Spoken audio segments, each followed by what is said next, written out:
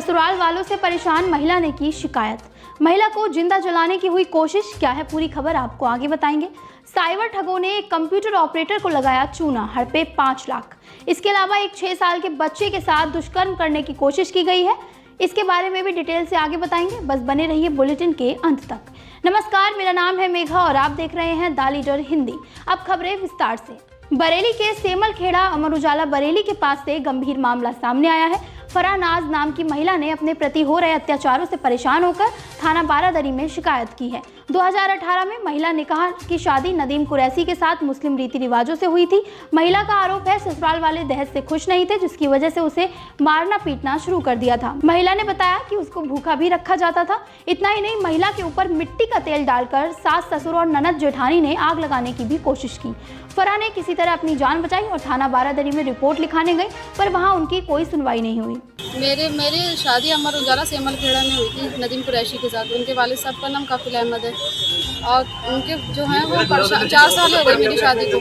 मेरी 2 बेटियां हैं, एक 3 साल की है और एक छोटी सी है 8 महीने की। परेशान करते हैं, गलत औरतों को घर में लेके आते हैं और मेरे सास ससुर मारपीट करते हैं। मेरे शौहर घर से छोड़ के मुझे भाग जाते हैं। चाइनीज मांझे से होने वाले हादसों पर रोक नहीं लग पा रही है। आए दिन दुर्घटनाएं हो रही हैं। सोमवार शाम किला पुल पर बिजली विभाग के मुख्य अभियंता कार्यालय में तैनात कंप्यूटर ऑपरेटर चाइनीज मांझे की चपेट में आकर घायल हो गया। कर्मचारी नगर निवासी और कंप्यूटर ऑपरेटर अनुज ने बताया कि ऑफिस से घर जाते समय अचानक बाइक के आगे मांझा आ गया। वे बाइक से गिरकर घायल हो गए। आसपास के लोग उन्हें डॉक्टर के पास ले गए।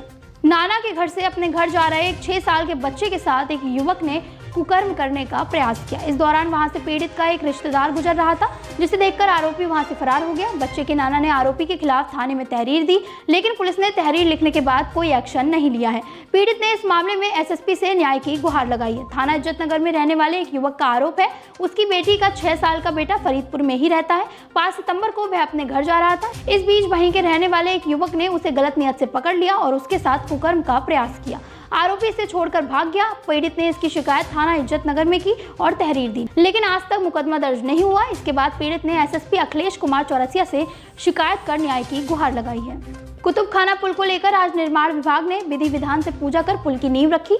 इसके साथ साथ कोतवाली से शुरू हो रहे पुल को लेकर चारों तरफ लोहे की बैरिकेडिंग की जानी है। इस दौरान पुलिस फोर्स की निगरानी में तेजी से काम किया जा रहा है। सुरक्षा की दृष्टि से काम कर रहे मजदूरों को सेफ्टी किट पहनने के बाद ही काम कराया जा रहा है। जिस गति से कार्य किया जा रहा है उससे लोगों ने अभी से अनुमान लगाना शुरू कर दिया है कि पुल का निर्माण अपने तय समय से पहले ही हो जाने की उम्मीद है। फ्लाईओवर बनते ही लोगों को काफी राहत मिलेगी। कोहाड़ा पीर पर पुल को उतारा जाएगा। फ्लाईओवर के निर्माण में लगे बिजली के पोल बाधा बने हुए थे, जिन्हें आज बिजली विभाग ने हटा दिया है और ऊपर से गुजरने वाली हाई टेंशन को भी उतार दिया है, जिससे निर्माण में कोई रुकावट न आए। घर से स्कूल जा रही छात्रा ट्रेन की चपेट में आ गई, जिससे उसकी मौके पर ही मौत हो गई।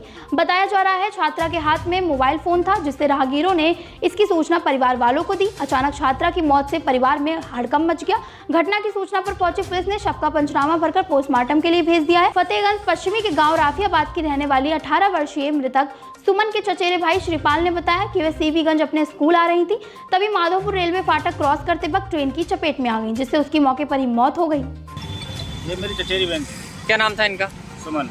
कहाँ से कहाँ जा रही थी, क्या हादसा हुआ था? ये कॉलेज जा रही थी। अच्छा। हाँ, वो पता नहीं क्या हुआ क्या नहीं हुआ, कुछ पता भी नहीं। कैसे क्या सूचना आई आपके पास? वो वहाँ के लोगों ने बताया। हाँ। कि उनके पास फोन था ना, फोन से कॉल की। हाँ। ये लड़की कट गई यहाँ पे। तो कौन सी स्टेशन पे कटी थी? माधोपुर। अच्छा, कब की घटना है? आज सुबह 8 बजे। कहाँ आ रही थी?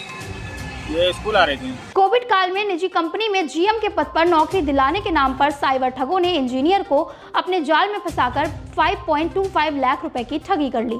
यही नहीं, ठगों ने मेडिकल टेस्ट के नाम पर अपने साथी को इंजीनियर के घर भेजा और उसके ब्लड का सैंपल भी लिया। पीड़ित की शिकायत पर इज्जतनगर पुलिस ने रिपोर्ट दर्ज कर मामले की जांच शुरू कर दी है। इज्जतनगर के जीएन सिटी निवासी अमित कुमार माथुर ने बताया कि वह अरुणाचल प्रदेश में एक कंपनी में इंजीनियर के पद पर तैनात थे। कोविड काल में उनकी नौकरी गई तो वह बरेली आ गए।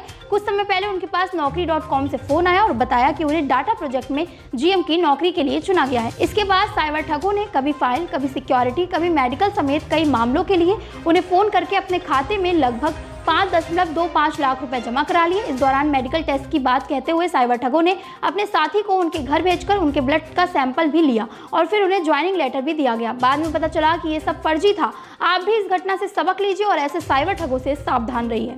ब्लॉक मझगवा में चौकीदारी कर रहे सफाई कर्मचारी की सचिव ने बीती रात पिटाई कर दी, जिससे खफा होकर कई सफाई कर्मचारियों ने ड्यूटी पर न जाकर खंड विकास विभाग के दफ्तर में धरना प्रदर्शन किया। आरोपी सचिव के खिलाफ कार्यवाही की मांग की है। ब्लॉक मझगवा में सफाई कर्मचारी सुरेंद्र की चौकीदारी में ड्यूटी लगाई गई है। सुरेंद्र का आरोप है कि रात में वहां सचिव हेमंत आए और उसके साथ अभद्रता की, उस पर चोरी करवाने का आरोप लगाकर उसकी पिटाई लगा दी। विरोध करने पर उसे धमकी दी गई। गुरुवार सुबह जब कर्मचारियों को पता चला तो सभी भड़क गए। इस दौरान कारण बताया गया कि सफाई कर्मचारी सुरेंद्र की पिटाई सचिव ने शराब के नशे में की थी। यूनियन के पदाधिकारी विजयपाल सिंह और ब्लॉक अध्यक्ष ब्रिजपाल सिंह ने बताया कि यदि शराबी सचिव हेमंत के खिलाफ कार्रवाई नहीं की गई तो वे धरना प्रदर्शन कर कानूनी कार्रवाई करेंगे। आज के बरेली बुलेटिन में बस इतना ही। बरेली शहर से जुड़ी तमाम बड़ी खबरों के लिए जुड़े रहिए द लीडर हिंदी के साथ और लीडर देखते रहिए, बेहतरीन चैनल है।